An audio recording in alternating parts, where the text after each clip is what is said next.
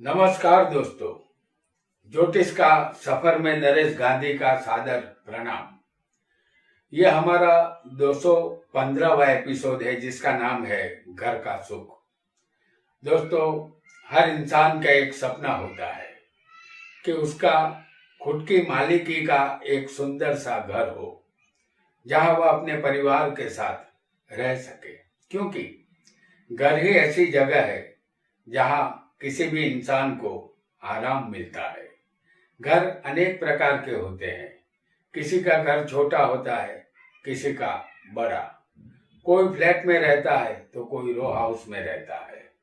किसी को शानदार भव्य बंगले में रहने का सौभाग्य प्राप्त होता है और कोई लग्जरियस फ्लैट में रहता है जो किसी बंगले से कम नहीं होता।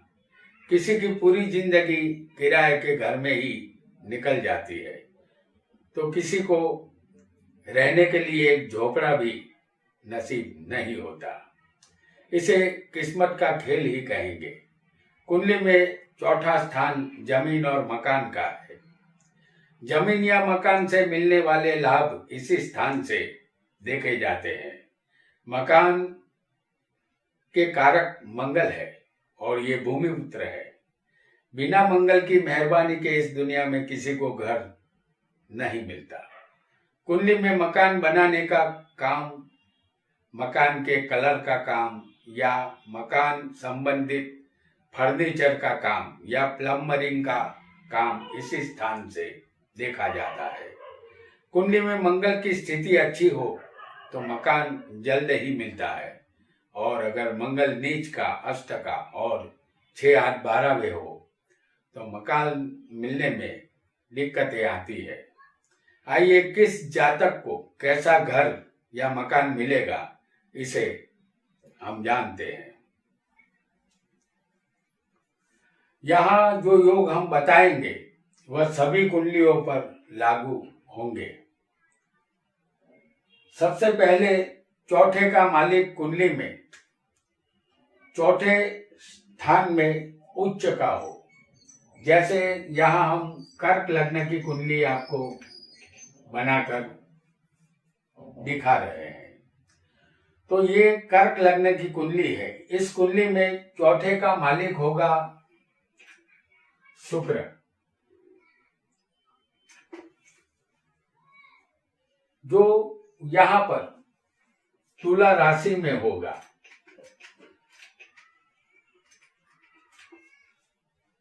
चौथे का मालिक यहाँ स्वग्रही है, तो जातक अपने ही मकान में रहेगा, उसे मकान का सुख मिलता है और यह मकान यह बिल्कुल आसानी से और कम मेहनत से उसे यहाँ मिला होता है। आइए एक और योग को जानते हैं।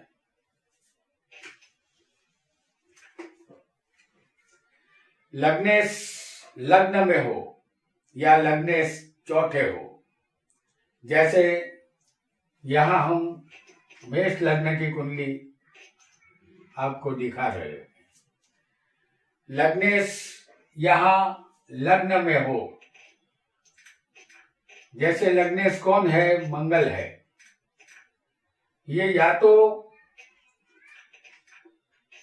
चौथे होने चाहिए या लग्न में मंगल होना चाहिए। तो जैसे ये मेष लग्न की कुंडली है, लग्नेश मंगल यहाँ लग्न में हो या चौथे हो तो जातक को मकान का लाभ अचूक मिलता है और वो अपने मकान में अच्छे ढंग से हमेशा के लिए रहता है, क्योंकि मकान को देने वाला ही मंगल है। ये भूमि पुत्र है। चौथे चर राशि होनी चाहिए। जैसे हम आपको दिखा रहे हैं, फिर एक बार मेष लग्न की कुंडली आपके लिए ला रहे हैं। चर राशियां होती है 1, 4, 7 और 10। चौथे चर राशि होनी चाहिए। चौथे का मालिक भी चर राशि में होना चाहिए और मंगल भी चर राशि में होना चाहिए।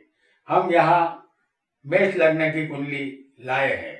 इस कुंडली में पहले, चौथे, सातवें और 10वें जो राशियां है उसे चर कहते हैं।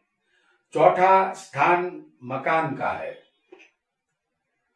और चौथे कर्क राशि है, ये चर राशि है। उसका मालिक चंद्र है जो लग्न में मौजूद है। जैसे हम आपको दिखा रहे हैं, चौथे चर राशि है और उसका मालिक चंद्र लग्न में चर राशि में बैठा है और मंगल यहाँ 10वें मकर में उच्च का है।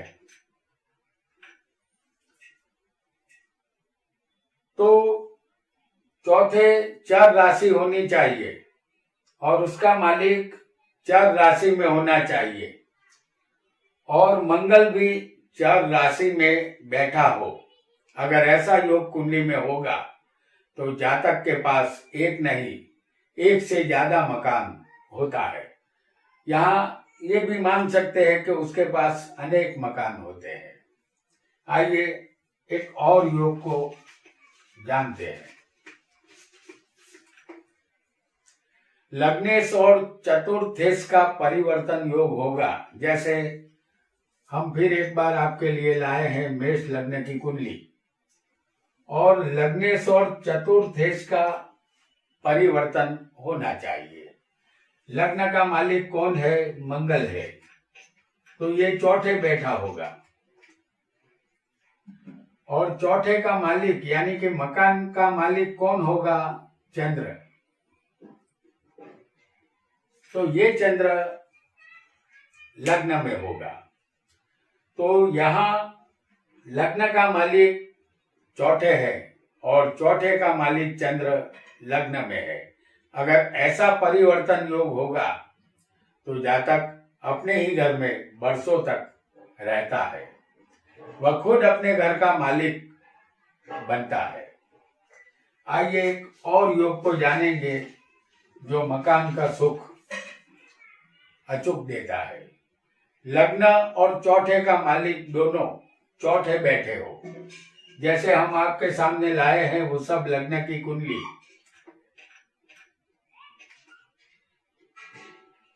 यहाँ लग्न का मालिक बनता है शुक्र और चौथे का मालिक बनता है सूर्य। ये दोनों चौथे ही होने चाहिए। तो यहाँ लग्नेश शुक्र है और चौथे का मालिक सूर्य, दोनों की युति चौथे स्थान में अगर इस तरह होगी तो जातक को अचानक शानदार मकान का लाभ मिलता है। आइए एक और योग को भी समझेंगे। लग्नेश, धनेश और लाभेश की युति चौथे स्थान में हो। यहाँ हम मेष लग्न की फिर एक बार कुंडली आपके सामने लाएंगे। जैसे लग्नेश यहाँ पर मंगल है,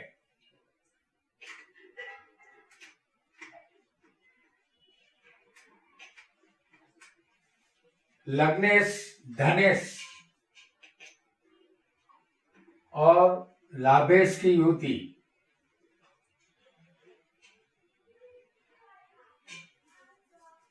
लग्नेश यहाँ मंगल है जो चौथे होगा, धनेश यहाँ शुक्र है वो भी चौथे बैठा होगा और लाभेश यहाँ शनि है जो चौथे होगा। अगर ऐसी युति किसी जातक की कुंडली में होगी तो जातक अनेक मकानों का मालिक बनता है। जातक को जिंदगी भर मकान का सुख यहाँ मिलता है। आइए एक और योग को भी जानेंगे जो मकान का सुख देता है। कोई भी लग्न हो, यहाँ चौथे स्थान में शनि राहु हो। जैसे हम आपको यहाँ चौथे शनि और राहु को दिखा रहे हैं। यहाँ कोई भी लग्न जातक का हो सकता है। शनि राहु हो तो जातक के पास पुराना मकान होता है और उस मकान को बार बार रिनोवेशन कराना पड़ता है, जब तक उस पुराने मकान में सुखी नहीं होता। आइए एक और योग को भी जान लेते हैं। चौथे का मालिक अगर सातवें हो, जैसे यहाँ हम फिर एक बार मेष लग्न आपके लिए लाएंगे, तो चौथे का मालिक होगा चंद्र, जो सातवें बैठा हो। जैसे हम आपको दिखा रहे हैं, चौथा स्थान मकान का होता है और चौथे का मालिक चंद्र अगर सातवें हो पत्नी के स्थान में, तो जातक अपने ससुराल या पत्नी की तरफ से उसे मकान मिलता है। अब हम उन योगों को जानेंगे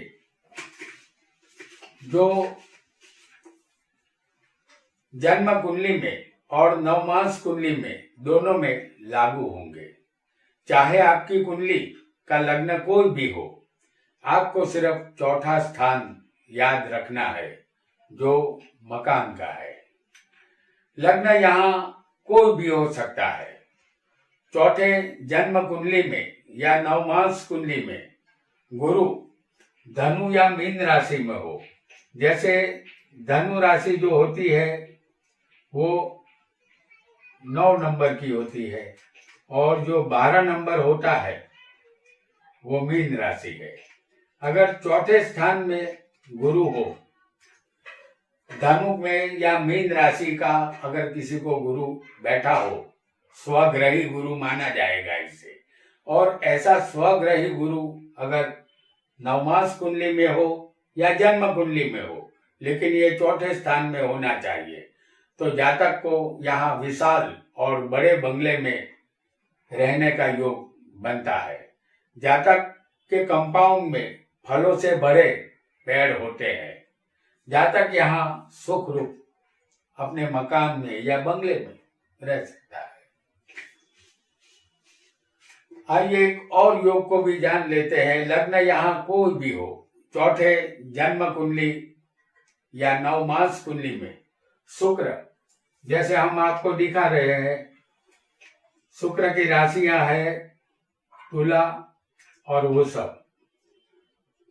जन्म कुंडली में या नवमास कुंडली में शुक्र तुला या वृषभ राशि का होगा, स्वग्रही बैठा होगा, तो जातक का बंगला बड़ा और कीमती फर्नीचर वाला लग्जरियस होता है।